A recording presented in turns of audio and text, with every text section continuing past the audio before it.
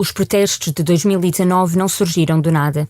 A revolução dos guarda-chuva que se deu anos antes plantou sementes nas mentes da geração que veio a assumir um papel de destaque. O movimento pró-democracia e as reações à proposta de lei de extradição foram influenciadas por esse passado. Os críticos perderam a esperança de que o governo fizesse mudanças, mas inspiraram-se noutros movimentos internacionais para lutar por mais direitos. As tensões entre manifestantes e a polícia foram se tornando mais musculadas. A frustração cresceu de parte a parte. E depois surgiu uma outra lei, de segurança nacional, que tornou as ruas silenciosas.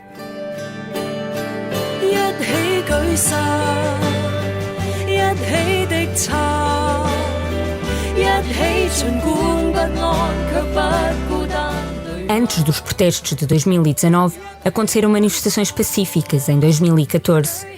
Nessa altura, dezenas de milhares de pessoas acamparam nas ruas de Hong Kong numa campanha de desobediência civil que ficou conhecida como a Revolução dos Guarda-Chuvas. Algumas partes da cidade ficaram paralisadas durante 79 dias. E levantar um guarda-chuva passou a ser visto como uma ação política. É nesse contexto que surge a música que estamos a ouvir. A letra fala do medo que os manifestantes tinham daquilo que podia acontecer, mas também em como chegaram a um ponto em que manter o silêncio seria ainda mais assustador.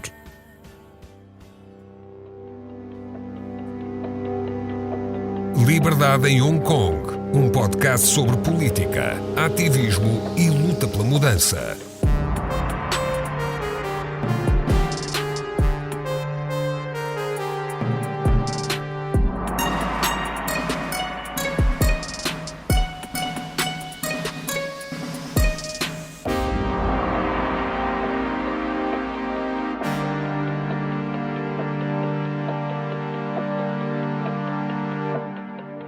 As entrevistas que vamos ouvir neste podcast foram realizadas ao longo de 2022.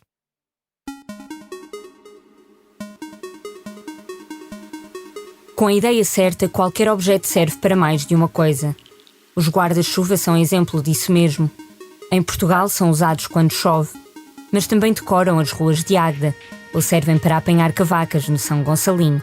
Ao Oriente, é comum serem usados para as pessoas se protegerem do sol. E graças a Hong Kong tornaram-se um símbolo de resistência. No movimento de 2014, os manifestantes exigiam o direito a que todos os cidadãos pudessem votar e escolher quem os representa. Parece um direito banal a quem vive em democracia. A Lei Básica de Hong Kong, uma espécie de mini-constituição, prevê isso. Diz que o objetivo é que o líder do governo um dia seja escolhido por sufrágio universal. A China chegou a sugerir um modelo em que aceitava eleições diretas. Mas havia um senão, e não era pequeno. As pessoas só poderiam votar em candidatos pré-aprovados por Pequim. Alex Chow não se contentava com essa opção. Foi um dos ativistas a participar no movimento. E isso um dia valeu-lhe uma nomeação para o Prémio Nobel da Paz, a par de outras figuras pró-democracia. So back in 2014, there was a group of students, including myself, felt like, we have to do something. Em 2014 eu fazia parte de um grupo de estudantes que sentia que precisava de fazer alguma coisa. Ou havia uma reforma política em Hong Kong que conseguisse mesmo transformar o poder, a representação política e a forma como os nossos políticos eram eleitos, incluindo os líderes da cidade e os deputados, ou o sistema continuava na mesma, em que um pequeno círculo elegia um número reduzido da elite que não levava a política a lado nenhum.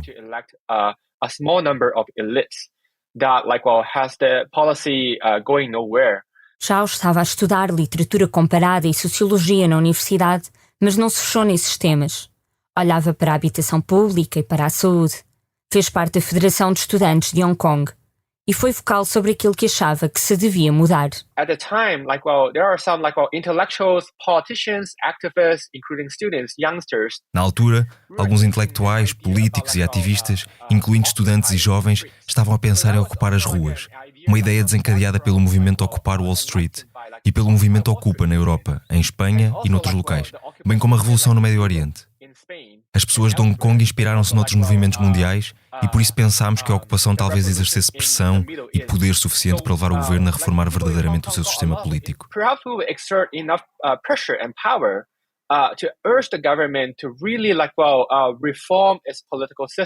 Os estudantes fizeram uma espécie de greve e um protesto perto da sede do governo. Acabou em confrontos com a polícia. Zhao estava entre os manifestantes que treparam grades numa tentativa de ocupar a praça em frente ao complexo governamental. Chegou a ser condenado a vários meses de prisão por isso, mas a pena acabou revertida. Foi já depois desta tentativa de colocar pressão sobre o governo que surgiram os 79 dias de ocupação do distrito financeiro da cidade. O movimento Occupy Central terminou sem mudanças políticas. So to us, the 2014 Umbrella Movement is a significant moment or is symbolic moment. Para nós, o movimento dos guarda-chuvas de 2014 é um movimento significativo e simbólico. Para mim e para muitos jovens da minha geração, e apesar do movimento ter falhado e de não ter resultado em nenhuma conquista ou mudança substancial, discordámos da situação, discordámos do desenvolvimento da cidade e tivemos o direito, a coragem e o poder de dizer não. A jornada pode demorar mais tempo do que o esperado, até pode demorar mais do que uma geração até que o projeto político ganhe autonomia, poder e se construa um sistema que tem por base os interesses e bem-estar da população, em vez da política ditada por um pequeno grupo de elite que prefere priorizar os seus próprios interesses. Nesse ponto, penso que o movimento dos guarda-chuvas semeou algumas sementes na nossa geração e em muitos Hongkongers. I think the Umbrella Movement sowed some seeds in our generation and also a lot of Hong Kongers. Depois de mais de 2 meses do movimento de desobediência civil, centenas de manifestantes entraram em confronto com a polícia. Tentaram forçar cordões de segurança e invadir edifícios governamentais. 3 fundadores do movimento pediram para os estudantes se retirarem e anunciaram que se iam entregar à polícia. Dias depois, as ruas começaram a ser limpas. Um dos fundadores do movimento era o reverendo Zhu Yuming, pai de Samuel Zhu, o ativista. Zhu olha para os protestos de 2014 como um ponto de viragem, um momento de ruptura da relação entre Hongkongers e a força policial. I was there in 2014 in September when they first fired, the first night when they fired, I think close to 100 tear gas canister. Eu estava lá em 2014, na primeira noite em que dispararam perto de 100 latas de gás lacrimogéneo, penso eu, e acabaram depois por usar outros meios de repressão brutal contra manifestantes pacíficos, creio que pela primeira vez na história de Hong Kong. Acho que isso foi significativo e definiu o palco para 2019. Foi também em 2014 que se tornou claro que quem está sentado no gabinete governamental de Hong Kong escolheu não ouvir ou não pôde ouvir e refletir sobre os verdadeiros interesses dos Hongkongers. Not or choose to or were not able to listen to and reflect the interests of Hong Kongers. Os anos avançaram, mas os acontecimentos mantiveram-se vívidos na memória e ainda estavam presentes quando surgiu a proposta de extradição. Zhu acredita que quem saiu à rua em 2019 já esperava que a polícia usasse violência para dispersar a multidão. Só que as pessoas também ganharam experiência a protestar. Aquilo que aprenderam ao longo de anos resultou num movimento organizado. The protest, in a way, was organized because it was not just a one-off, spontaneous, sort of like one-off activity. Os protestos eram organizados até porque não se tratou de uma atividade espontânea e pontual. Em Hong Kong, os protestos sempre foram uma ocorrência muito normal e as pessoas eram boas nisso porque os faziam constantemente. Eu caminhei na primeira marcha de 1 milhão de Hongkongers em maio de 1989, por isso aprendemos a fazer isto ao longo de 3 décadas. So we have learned how to do this over the course of 3 decades. Zhu olha para a participação em manifestações como algo que passou a fazer parte das pessoas, à falta de outras plataformas através das quais se pudessem expressar. So the protest, I think, in a way, was O protesto foi integrado, de certa forma, no nosso ADN, não apenas pelo governo colonial, mas também pelo governo chinês e pelo governo de Hong Kong, porque não deram às pessoas o espaço para exercerem os seus direitos políticos. Voltamos ao ativista Alex Zhao para perceber como explica os riscos colocados pela proposta de lei de extradição. A resposta tem um foco claro: a diferença entre o sistema judiciário da China e o de Hong Kong. If you got arrested and convicted in mainland China, se fosses preso e condenado na China continental, o tratamento podia ser radicalmente diferente da situação em Hong Kong. Se pensares e refletires sobre alguns incidentes que aconteceram na China continental, podes ver que o sistema legal não está bem desenvolvido. Podes até não ter a capacidade de contratar o teu próprio advogado ou representante legal. O teu representante legal pode ser atribuído pelo governo, pelo regime, e não traz presunção de inocência num julgamento justo. O julgamento em si pode não ser público e transparente, porque tudo na China continental, incluindo o sistema legal, está sob a proteção e orientação do Partido Comunista Chinês. O ativista recorda o caso dos 5 livreiros com ligação à Causeway Bay Books. A loja era conhecida por vender livros críticos do regime chinês. Desaparecidos em 2015, acabaram por aparecer sob custódia das autoridades da China continental. A loja veio a mudar-se para Taiwan. So if people put together the incident of the 5 book owners being adopted back to China, Se as pessoas juntarem a situação dos 5 livreiros terem sido levados para a China e também a nova alteração de extradição, o medo, a preocupação, o pânico e a ansiedade são reais. Isto pode arruinar e destruir até certo ponto o futuro de Hong Kong como uma entidade independente que respeita o Estado de Direito, com uma cultura legal distinta e com separação de poderes que consiga aguentar a pressão vinda do governo e do regime de Pequim. that could really withstand the pressure coming from the Beijing government and the Beijing regime. No início, as pessoas transformaram o medo em manifestações pacíficas. A 9 de junho de 2019, cerca de 1 milhão caminhou pela cidade durante mais de 7 horas, sem incidentes.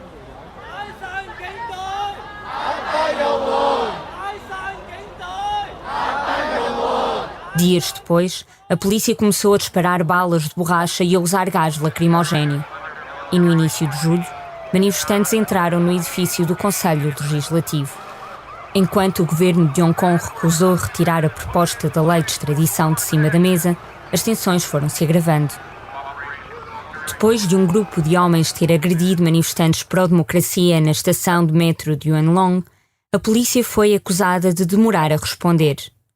A Reuters disse que teve acesso a um som em que a líder de Hong Kong, Carrie Lam, dizia que tinha espaço de manobra limitado e, se tivesse escolha, a primeira coisa que fazia era demitir-se.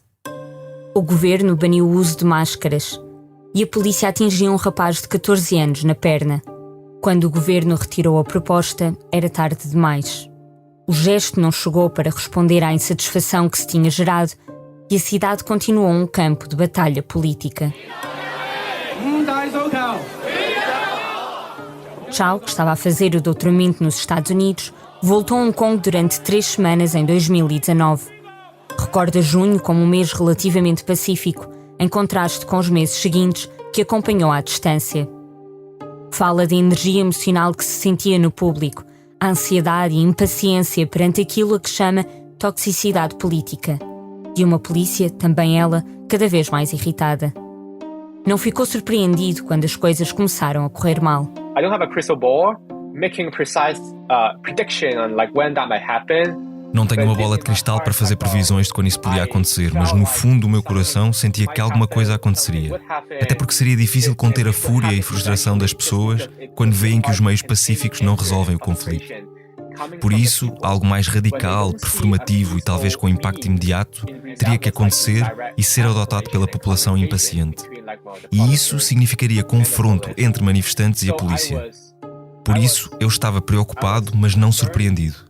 Porque parecia uma tragédia que eventualmente aconteceria se não tivéssemos uma Constituição, um sistema político que desse realmente resposta a um conjunto de opiniões diverso e vozes da oposição de uma forma mais institucional.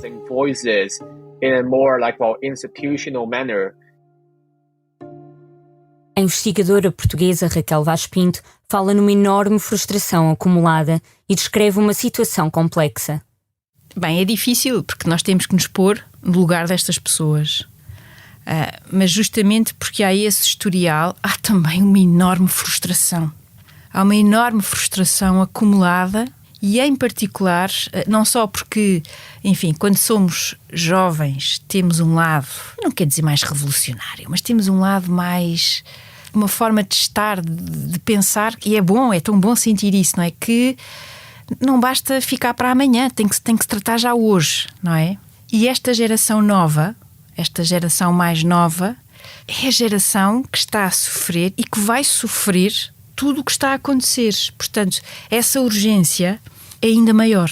É vivida de uma forma muito mais intensa, mesmo que não seja um daqueles líderes estudantis, mesmo que não seja das vozes mais fortes. Para muitos dos cidadãos de Hong Kong, estava em causa o seu futuro.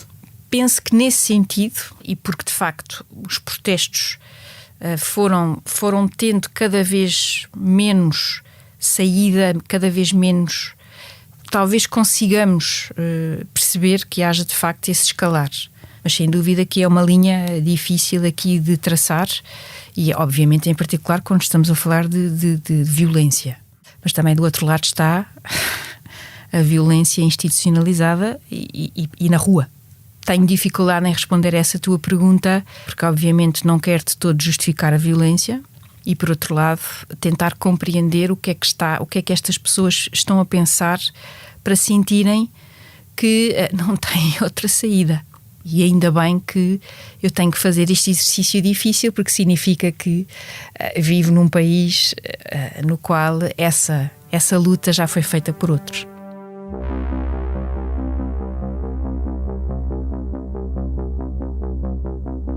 Os manifestantes fizeram frente ao poder, mas não foi só com as autoridades que surgiram tensões. Uma fação da sociedade manteve-se do lado do governo. Houve confrontos em menor escala com apoiantes pró-Pequim. Quem estava do outro lado empunhava bandeiras chinesas, cantava o hino, gritava em defesa da polícia. O fosso entre as duas partes fraturou famílias. Onde uns viam luta por direitos, outros viam uma ameaça à segurança. Onde uns procuravam liberdade, outros pediam desenvolvimento económico. É para a oposição ao movimento que nos voltamos agora, a começar com a deputada Eunice Yung. It's only that on the 2019 protests, it changed what we see. 2019 mudou a forma como vemos o movimento pan-democrático, que se auto-intitula Democrata. Vemo-los de forma diferente. Pensávamos que eles só diziam nós somos racionais, não somos violentos e só lutamos pelos nossos direitos quando protestamos de forma pacífica. Depois de 2019 vimos que tudo mudou. Estão a ser manipulados pela imprensa estrangeira para usarem a violência como única forma de ter e lutar pelos seus direitos. Vimos o metro a ser destruído, todas as ruas foram destruídas, semáforos foram destruídos e bloquearam ruas onde só podias passar se dissesses o slogan de protesto deles.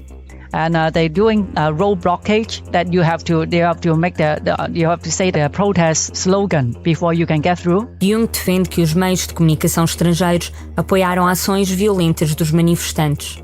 Falei com a deputada por videochamada e referi-lhe o início pacífico dos protestos. There are some peaceful protests. There were. Houve alguns protestos pacíficos, sim, não vou negar isso. Não sei se a imprensa ocidental consegue ver os violentos, porque a maioria deles provavelmente não os publicaria, não desta forma. Muitos deles diluíram o efeito, dizendo que são apenas alguns manifestantes a lutar pelos seus direitos, mas quem vive nesta cidade vê como as coisas mudaram.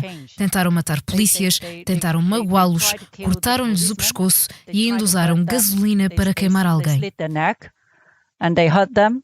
And they even used the gasoline to burn someone. Vamos por partes. É verdade que um estudante de 18 anos cortou um polícia no pescoço. O agente ficou com danos nas cordas vocais e o jovem declarou-se culpado em tribunal. Foi condenado a mais de 7 anos de prisão. Também é verdade que uma pessoa com máscara pegou fogo a um homem que sofreu queimaduras. Estes relatos, a par de outros sobre agentes da polícia que ficaram feridos nos protestos, foram publicados por órgãos de comunicação locais e internacionais. Da mesma forma que deram estas notícias, também escreveram sobre os casos em que a violência foi contra pró-democratas. Deixo aqui alguns exemplos. Um polícia disparou sobre um estudante desarmado quando este se aproximou de uma altercação. O jovem perdeu um rim e a liberdade. Acabou condenado a 6 meses de prisão por tentativa de roubo de arma a um polícia. Os advogados dizem que estava a tentar afastar a arma. Noutro incidente, um dos organizadores de protestos foi hospitalizado depois de ter sido atacado com facas e martelos por um grupo de homens. E um rapaz de 19 anos que distribuía panfletos pró-democracia foi esfaqueado no pescoço e no abdômen. Além dos casos concretos, as milhares de rondas de gás lacrimogéneo afetaram quem protestava de forma indiscriminada. Uma investigação da Reuters descobriu que as regras para o uso de força por parte da polícia foram suavizadas. Organizações internacionais de direitos humanos, como a Amnistia Internacional e a Human Rights Watch, denunciaram o uso de força excessiva e indiscriminada da polícia nos protestos. Um trabalho de investigação do New York Times concluiu que, em várias situações, agentes da polícia bateram em manifestantes que aparentemente não representavam uma ameaça. Eunice Yung reconhece que alguns polícias podiam estar emocionais, mas defende que a maioria agiu de forma profissional, contida em conformidade com os critérios internacionais. Como olha para a possibilidade de os manifestantes se sentirem desesperados perante a falta de mudanças? A deputada descreveu que a luta por direitos é algo que leva tempo e não muda num par de horas. Como já estabelecemos, os pedidos de reformas democráticas existiam pelo menos desde 2014. Só que também a legitimidade desse movimento é questionada pela deputada. That one is a 79 days occupying Central, and I think it is a unlawful one. Foram 79 dias a ocupar o bairro Central e acho que foi ilegal bloquearem a estrada tantos dias sem deixar as pessoas passarem para trabalhar. Em 2019 também não deixavam as pessoas ir trabalhar. Se querias ir almoçar, tinhas de perguntar se eras autorizada.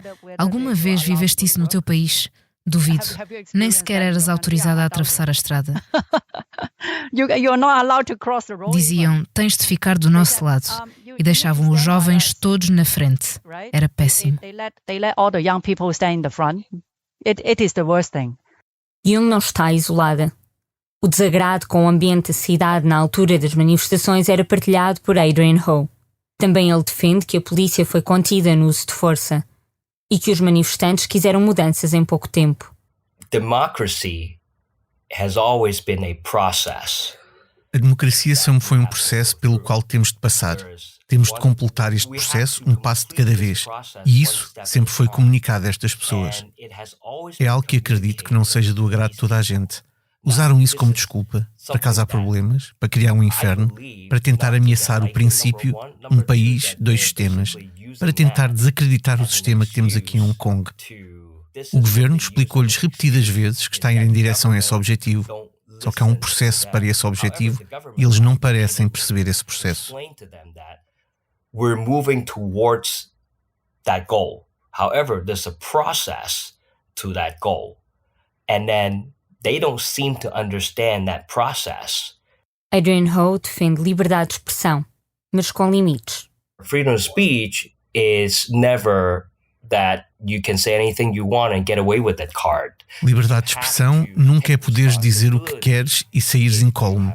Tens de assumir responsabilidade se tiveres cruzado uma linha ou cometido um crime, como ameaçar a nossa segurança nacional, a subsistência das pessoas, a privacidade, entre outras coisas. Privacy, amongst other things. Vejamos então os limites legais. Aquilo que vai atualmente contra a lei não é o mesmo que em 2019. A resposta da China aos protestos chegou no ano a seguir. O Congresso Nacional do Povo, em Pequim, aprovou uma nova lei, a chamada Lei da Segurança Nacional. Os detalhes não foram conhecidos até entrar em vigor. De repente, as pessoas passaram a ter de obedecer a uma lei que nem sequer conheciam. Eram 11 da noite do dia 30 de junho de 2020. Na prática, o que mudou com a lei? Os julgamentos de segredos de Estado ou ordem pública podem ser à porta fechada, ou seja, sem que jornalistas ou o público em geral lhes tenham acesso. Os crimes de secessão, subversão, terrorismo e conspiração com forças externas podem levar à prisão perpétua. A BBC explica que a sabotagem de instalações de transportes pode ser considerada terrorismo. E em caso de dúvidas, cabe à China interpretar a lei. E atenção! Se está a ouvir este podcast em Portugal ou em qualquer outro local fora de Hong Kong, fica a saber que a lei pode alargar-se a qualquer lugar do mundo. Quando entrevistámos Adrian Ho, enumerámos a detenção de quem segura cartaz em branco, a proibição da vigília em memória do massacre de Tiananmen, o congelamento de fundos de jornais que acabaram por fechar e que foram sujeitos a buscas. Mas na ótica do deputado, as coisas não foram longe demais. And then the fact that these activities have been going on for years and years and years doesn't mean that they were right. O facto disso alguma vez ter acontecido, na minha opinião, estava errado no passado. A nossa Lei da Segurança Nacional veio, na minha opinião, tarde demais. Devia ter vindo mais cedo para assegurar que essas atividades não escalassem e o resultado é que plantámos uma semente para essas atividades escalarem a um nível sem controle, com violência por toda a cidade. O facto de terem acontecido não significa que estivessem corretas. Não acho que a Lei da Segurança Nacional tenha ido longe demais. Basicamente, acho que só estamos a consertar coisas que já não estavam bem. They happen doesn't mean that they were right. So I don't think the national security law has gone too far. I think that basically we're just making things right. And they were never right in the first place. Depois de aprovada a lei, Os alertas não demoraram a aparecer. A Amnistia Internacional avisou que os crimes de secessão, subversão, terrorismo e conspiração com forças externas eram tão vagos que podiam ser usados em processos com motivação política. A ONU considerou que algumas das definições da lei eram vagas e demasiado abrangentes. O organismo internacional alertava que podiam levar a uma interpretação discriminatória e arbitrária, prejudicando a proteção dos direitos humanos. Every country in the world has a national security law. Todos os países no mundo têm uma lei de segurança nacional e penso que houve sempre especialistas ocidentais da ONU, da União Europeia ou dos Estados Unidos que tentaram demonizar esta lei. Quando todos os países a têm, eles têm o direito de exercer a sua lei de segurança nacional e prender criminosos que a violem, mas quando nós o fazemos não está bem.